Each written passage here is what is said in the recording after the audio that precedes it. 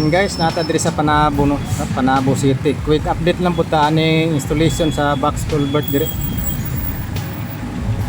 Installation diri sa box culvert diri sa may southbound lane, sentro gid sa Panabo.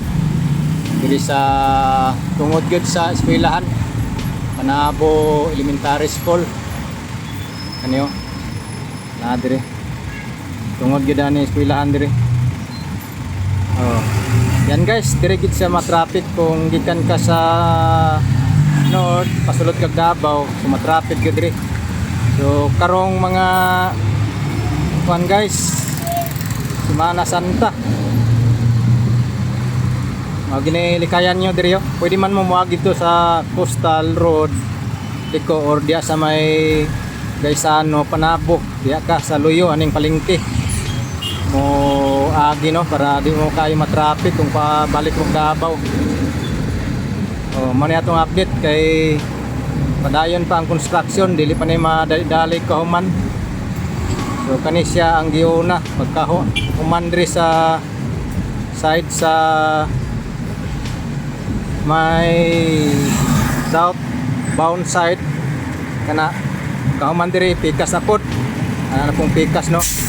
Diya sa northbound na pod. So mo na project dire karon sa Panabo no. Gi-rehab ang drainage system dire gipadak-an.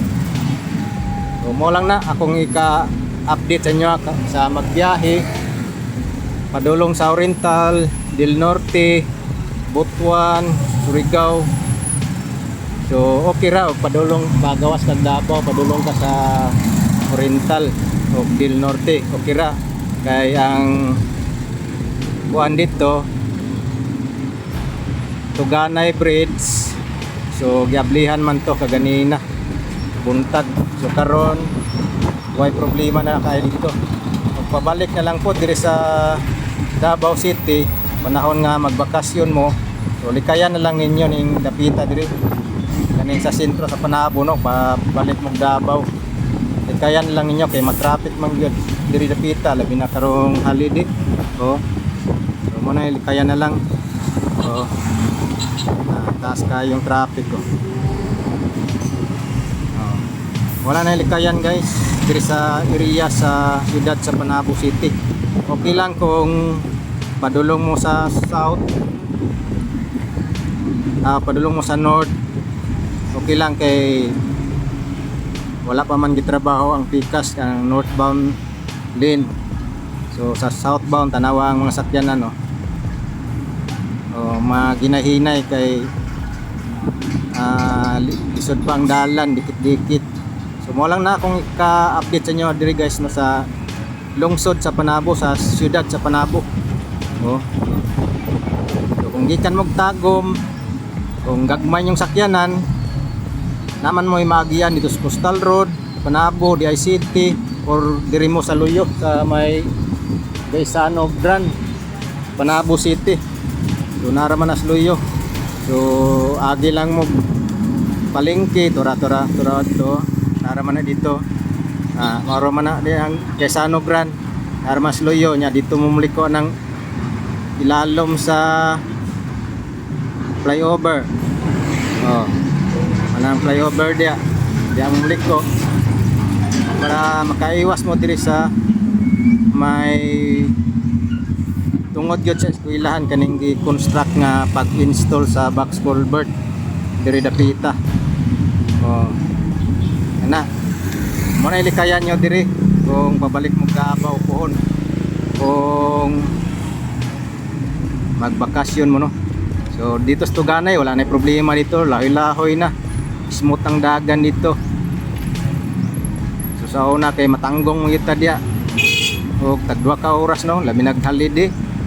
So dire na pud sa Panabo kung pabalik na mo Davao likay lang ninyo or diha or dire sa diya sa kuno ilalong flyover, pwede pud mo ikan mo Tagum, pwede mo mag-right diya, ngita na lang mo kagyanan diya dapita nga makalikay mo di sa may highway at bang sa doon lang sa Jollibee, at bang lang po sa Jollibee di kaya nang diya mo agi din makagawas mo balik na po diri sa highway o diya na may mga shortcut yan, na may mga sikot-sikot dalan niya kung swito mo. Di man po mo mawala kay kung ano man po na ang pagawas nyo, highway naman po. So, yeah, manay likayan o diha mo gawas da or diha sa may traffic light diha diri. Oh, na may traffic light diri. Di makalikay na mo aning congestion diri sa construction no sa Panabo City at bang sa may Jollibee or at bang sa tungod gyud sa eskwelahan. Oh. Muna lang guys, muna akong ma-share sa inyo nga info panahon sa pag-uli ninyo sa Semana Santa gikan mo sa bakasyon. Kay diri nga side sige pagtrabaho no. Oh, dugay pag gini mahuman. Na daghan may alternative road diri sa Panabo. So sa mga truck nga dagko, diri gid sila moagi kay wala na may puwera lang kung tuod sila dito sa may DI City Panabo.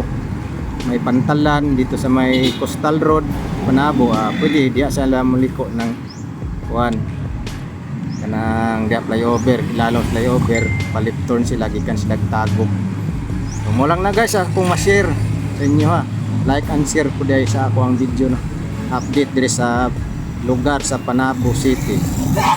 Di mabuhay Panabo City, shout out sa inyong tanan. Sa mga wala pa dahil nakasubscribe sa ako ang YouTube channel taga Panabo, shout out sa inyo. God bless o mabuhay ang tanan mayang adlaw.